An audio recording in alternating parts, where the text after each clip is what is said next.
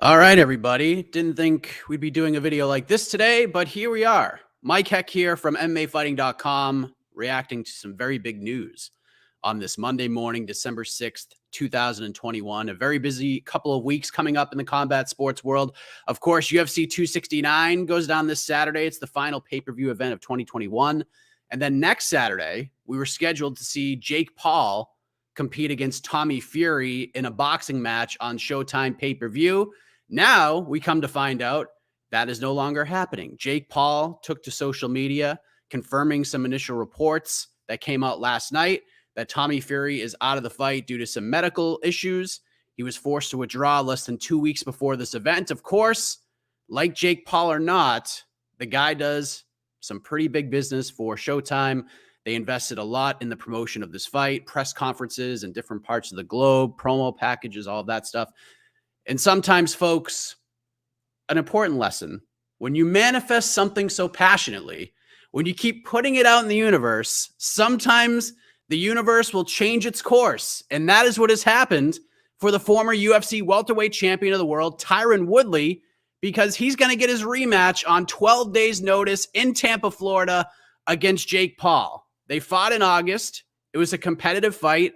Paul won via split decision. We thought a rematch might be possible with the whole tattoo bet and the aftermath. And although not the original plan, Christmas has come early for one Tyron Woodley. And much like his nickname states, he is the chosen one to get a massive opportunity to right what he passionately believes is a wrong. So with that, let us welcome in my best friend, the Prince of Positivity, Mr. Alexander K. Lee. And AK, I'm going to drop a silly 80s cheeseball music pun on the masses right now. In the combat sports world, this is just another manic Monday, is it not? Your reaction to this news that Tommy Fury is out and Tyron Woodley is in for his chance at redemption against Jake Paul. Sad, Mike. Happy to see you. Happy that we rarely get to record back-to-back shows. We had just done on to the next one yesterday, so always a pleasure to record with my best friend Mike Heck. But sad reasons that you and I are once again together. I'm someone who's fully embraced sort of this whole, the Jake Paul, the Logan Paul, all the freak show boxing stuff, and this is a very logical matchup. They'd build up to it in the right way. With Tommy Fury being on the last Paul card, not a great performance by either man in their last fight, but it made sense for them to go up against each other. Again, it doesn't answer sort of people saying, oh, Jake Paul needs to fight like a real boxer, but Tommy Fury fit perfectly. Reality TV star, has his own pro boxing experience. I think was 7-0, would have been 7-0 heading into this matchup. So it was a logical way to go about it. I think I don't know how. I think it would have drawn more interest from certain demographics than either the Woodley or the Askren fights, of course, because Tommy Fury is a bit more of a celebrity over there in the UK. But we don't have that anymore. We don't have it anymore, Mike. We have the rematch, which has some heat behind it. I don't think any of us expected this to happen under any other circumstances than a replacement thing. I don't think after this, Paul was like, yeah, I'm going to do the Woodley rematch now. So, yes, very fortunate for Woodley. Sounds like he'll probably be getting another nice payday, at least comparable, if not equal or more than the first one. And Jake Paul saying he'll give the chosen one an extra $500,000 if he can knock Jake Paul out. Yeah, I mean, this is all pretty wild. And you sort of mentioned the interest of maybe the general masses, maybe the boxing community, because there are some people, at least coming out of the first fight with Woodley, that, Tommy Fury is an actual boxer. I know if you add up the established records of the guys he fought Anthony Taylor and couldn't finish him. Still, people thought Tommy Fury, along with, his half brother Tyson Fury being a big part of the camp, this could be the guy to give Jake Paul the work. Some intrigue there, like you said. But at the same time, Woodley did have his moments in the first fight. But as I'm seeing in the comments right now, a lot of the things that have frustrated MMA fans about Woodley over the years, the gun shyness, if you will, that rears its ugly head in these fights, it reared its ugly head again in this fight. But when it was time to actually pull the trigger, he did. And he almost knocked Jake Paul out of the ring at one point. So Woodley, when he was on and he got a little angry and just went after it, things were very interesting. So you personally, AK, does this fight interest you more than the Tommy Fury fight? Nah, I was curious what's happening with Tommy Fury. Keep in mind, as a honored employee of MMA fighting, I did have the the chance to transcribe the most recent press conference featuring the Fury family and Jake Paul. So I was sort of invested in it. I did. There was one story about John Fury, the father of the Fury family, really getting into some vulgar back and forth with Jake Paul. And then Tyson Fury also, of course, was there and also had his words for Jake Paul. So part of me is like, why did I even do that if this fight wasn't going to happen? So there's some regret, some remorse on my part. And I wish that I would at least be rewarded, Mike, with getting to see these two fight. But from a competitive standpoint, there is some intrigue. Again, like you said, the first fight, not between Woodley and Jake Paul, not super memorable. It was tense, I guess, but I don't think anyone will go back and watch that fight. If anyone has even bothered to watch that fight again and be like, oh yeah, this was a real classic we need to see again. I'm kind of leaning towards wanting the Tommy Fury matchup, which probably will be rebooked at some point now with a little more steam behind it. But it is disappointing that we're getting a rematch, which feels very much like a second or third option for Jake Paul as opposed to the Tommy Fury fight. Manic Monday indeed, AK. Now, just from like an MMA perspective, I know this is a boxing match and things like that, but we've seen time and time again, especially in this sort of post-pandemic UFC era, and even in Bellator and some of these other promotions, maybe even in the boxing world, that when these big fights happen and they happen on short notice, where like the first fight we knew for a couple months, Tyron Woodley was going to fight Jake Paul, and he was doing all the media and he was trying to sell the fight and do all this stuff. And not only do you have to do that, but you have to get a competitive mindset to go in with all of that pressure. Does the 12 days notice, because Tyron Woodley has done interviews and has said, like, I'm training, I want to do 4 fights in 2022, 4 different combat sports. So the guy apparently is in shape. He's getting ready for competition, right? From a mental standpoint, does the 12 days notice, considering where both these guys are, how they've been getting ready for whatever was coming up for them, do you think this favors Woodley more, or do you think this favors Jake Paul more? Yeah, look, it could be really good for Tyron Woodley. You do get the sense in his recent UFC fights and in his boxing bout with Jake Paul, the first one, that maybe he's overthinking things. He's a smart guy. I think he's a cerebral fighter. I think that was shown, and again, in his championship run as well. He's not this berserker. He's not this, he's not this, I'm just going to go in there and throw wildly. He has a game plan for things. And I wonder if there was just too much thinking which creates that, afraid to pull the trigger persona that we've kind of seen from Woodley time and time again. And it's unfortunate we've seen that. So as you said, he has been training constantly.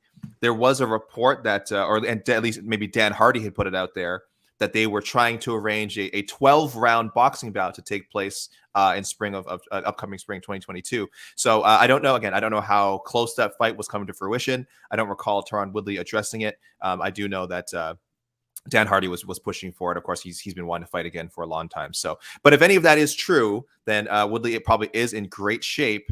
And yes, maybe without they'll probably arrange. So we do have 2 weeks until 2 weeks until this goes down. So they could arrange some emergency sort of press conference, a Zoom call or something. But it certainly feels like less pressure, less distraction than the first time. So again, I by the way, I don't want to sell this fight too hard. I just can't imagine it being that different from the first one. But I will say, if you do think it's going to be different, there is reason for it, and that is a less distracted, less contemplative Tyron Woodley, who just has to go in there and fight. And he's been in there. He's done 8 rounds with Jake Paul now. He knows what to expect. Maybe he comes in with a slightly different strategy, more aggression. Fingers crossed for anyone who decides to buy this thing. Do you feel like heading into the first fight, and I know like Ariel Helwani talked about it a lot on the Return of the MMA Hour, like how big of a moment that was for Tyron Woodley. It was almost like a must win, and he's somehow manifested this rematch to happen in the most bizarre circumstances, right?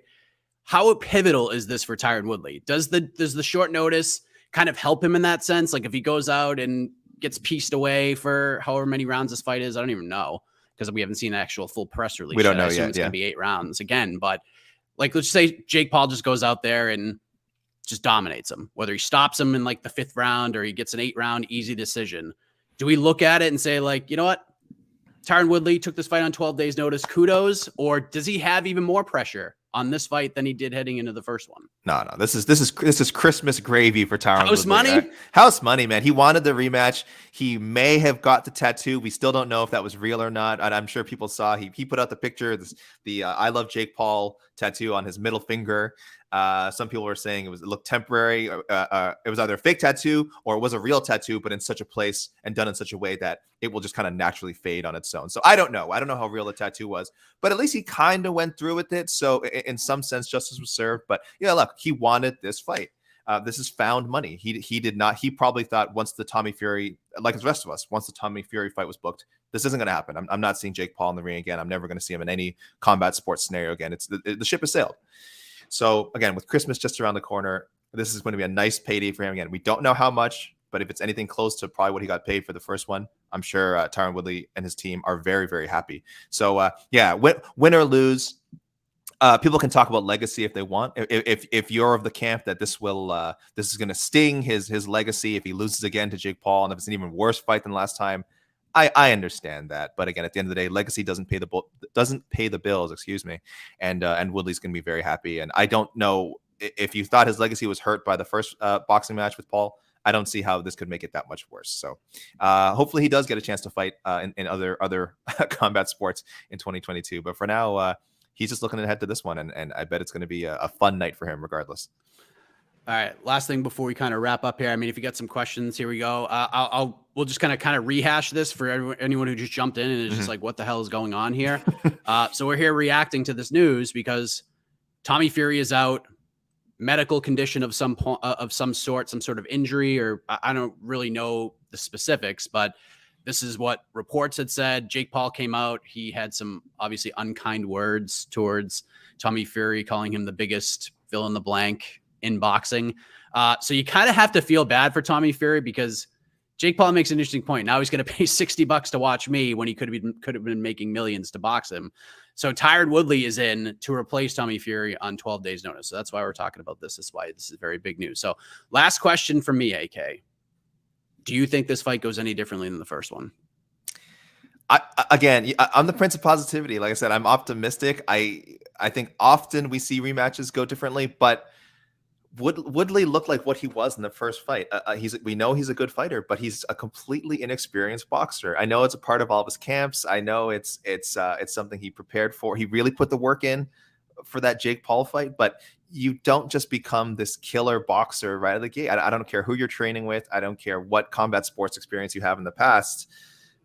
Pro boxing is a completely different beast than MMA, and we saw that. We saw that, and it also saw the worst tendencies of Tyron Woodley that we have seen in his unfortunate, sort of last run with the UFC there. So I like to be optimistic, but I just cannot see this one going differently.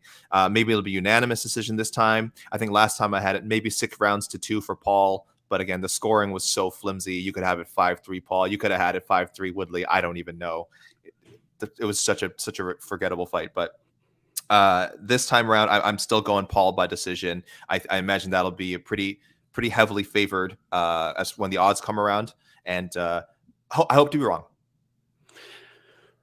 I think it's a little different. I'm leaning Paul to win again by decision, but I actually think the 12 days notice helps Tyron Woodley here. I don't think it gives him the opportunity to not really overthink things. I think at times we will see that. Frustrating to watch Tyron Woodley, but I think we might see more of the Tyron Woodley that fought Vicente Luque. He's just going to go out and just get after it and just see what happens. So, and plus, if you're throwing another $500,000 to knock him out, you better go out there and try to knock that dude out for an extra $500,000. So, we'll see what happens. And this is going to be an interesting event for a few reasons. One, you got this fight. 2, Amanda Serrano, great to see her back there and getting the pay that she deserves. Women's boxing needs this surge, and whether you like Jake Paul or not, he's providing it.